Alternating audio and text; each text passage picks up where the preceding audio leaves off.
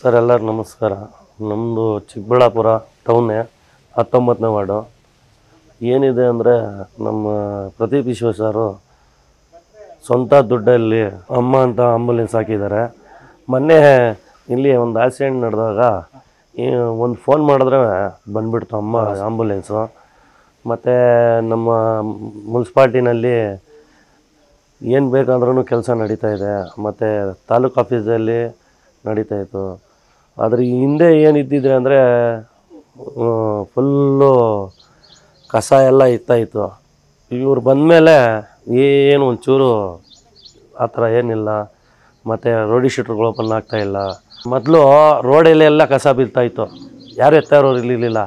ಏನು ನೀರು ಚರಂಡಿಗಳು ತುಂಬೋಗೋದು, ನೀರು ಬಂದುಬಿಡೋದು, ಮನೆಗಳು ಸ್ವಂತ ನಮ್ಮ ಮನೆಯಲ್ಲಿ ನೀರು ಬಂದುಬಿಡ್ತಿತ್ತು ಸರ್. ಎಲ್ಲ ಅರ್ಧ ಕಾಲಿಗೆ ಬಂದುಬಿಟ್ಟಿತ್ತು ನೀರು. ಇವಾಗ ನೋಡ್ಬರ್ರಿ ಒಂಚೂರು ನೀರು ಬರ್ತಾಯಿಲ್ಲ. ಏನು ಚರಂಡಿಗಳೆಲ್ಲ ಕ್ಲೀನು ಮತ್ತು ರೋಡ್ಗಳು ಅವರು ಏನು ಬೇಕೋ ವ್ಯವಸ್ಥೆ ಮಾಡಿದ್ದಾರೆ ಪ್ರದೀಪ್ ಈಶ್ವರ್ ಸಾರು. ಏನಾನ ಆಗಲಿ ಇಮ್ಮಿಡಿಯೇಟಿ ಬೆಂಗಳೂರಿಗೆ ಹೋಗಂಗಿಲ್ಲ, ಇಲ್ಲೇ ಚಿಕ್ಕಬಳ್ಳಾಪುರದಲ್ಲೇ ಇರ್ತಾರೆ ಅವರು. ಅವ್ರ ಸ್ವಂತ ಮೊಬೈಲ್, ಅವ್ರ ಸ್ವಂತ ನಂಬರ್ ಕೊಟ್ಟಿದ್ದಾರೆ. ಏನಾನ ಆಗಲಿ ಇಮ್ಮಿಡಿಯೇಟಿ ಯಾರು ಸೆಂಡ್ ಮಾಡಲಿಲ್ಲ ಅಂದರೆ ನನಗೆ ಮೆಸೇಜ್ ಹಾಕಿ, ನಾನು ನಿಮ್ಮ ಹಿಂದೆನೇ ಕಾಲ್ ಮಾಡ್ತೀನಿ ಅಂತ ಹೇಳ್ತಾರೆ ಪ್ರದೀಪ್ ಸಾರು.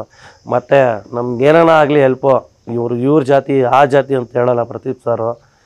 6 ಗಂಟೆಗೆ 5 ಗಂಟೆಗೆ ಎದ್ಬಿಟ್ಟು ಅವ್ರ ಮನೆಗಳಿಗೆ ಹೋಗಿ ನಿಮ್ಗೆ ರೇಷನ್ ಬರ್ತಾಯಿತ್ತಾ, ನಿಮ್ದು ಏನು ಪ್ರಾಬ್ಲಮ್ಮು, ವಾಟ್ರ್ ಬರ್ತಾಯಿತ್ತಾ, ಕರೆಂಟ್ ಫ್ರೀ ಆಗಿದ, ದುಡ್ಡು ಬರ್ತಾಯಿತ್ತಾ ರೇಷನ್ದು, ಮತ್ತು ಹಾಸ್ಪಿಟಲ್ದು, ಏನಾನ ಆಗಲಿ ಬೆಳಗ್ಗೆ 6 ಗಂಟೆಗೆ ಅವರೇ ಕೇಳ್ತಾರೆ. ಗೇಟ್ ಇರಲಿಲ್ಲ ಸರ್, ಗೇಟ್ ಮಾಡಿಸ್ಕೊಟ್ರು. ಮತ್ತು ರಂಗಮಂದಿರ ಅಲ್ಲಿ ಫಂಕ್ಷನ್ ನಿಲ್ಲಿಸ್ಬಿಟ್ರು. ಆ ಥರ ಯಾರೂ ಮಾಡಿಲ್ಲ ಸರ್. ಸ್ಪೋರ್ಟ್ಸ್ ಅವ್ರಿಗೆ ತೊಂದರೆ ಆಗ್ತಾಯಿತ್ತು. ಇವಾಗ ನೋಡಿ, ಒಂದು ಕಾರ್ ಪಾರ್ಕಿಂಗ್ ಇಲ್ಲ, ಒಂದು 2 ವೀಲರ್ ಪಾರ್ಕಿಂಗ್ ಇಲ್ಲ. ಈ ಥರ ಗೇಟು ಅವ್ರು ಸ್ವಂತ ಇದರಲ್ಲಿ ಮಾಡ್ತಾಯಿದ್ದಾರೆ. ಅವ್ರು ರಾಜಕೀಯಲ್ಲಿ ಮಾಡಬೇಕು ಅಂತ ಏನು ಆಸೆ ಇಲ್ಲ ಅವ್ರಿಗೆ. ಬಟ್ ದೇವರು ಅವ್ರಿಗೆ ಆಶೀರ್ವಾದ ಮಾಡಿದ್ದಾರೆ. ಆ ಆಶೀರ್ವಾದದಿಂದ ನಮ್ಮ ಪ್ರದೀಪ್ ಸಾರು ಒಳ್ಳೆ ಕೆಲಸಗಳು ಮಾಡ್ತಾಯಿದ್ದಾರೆ.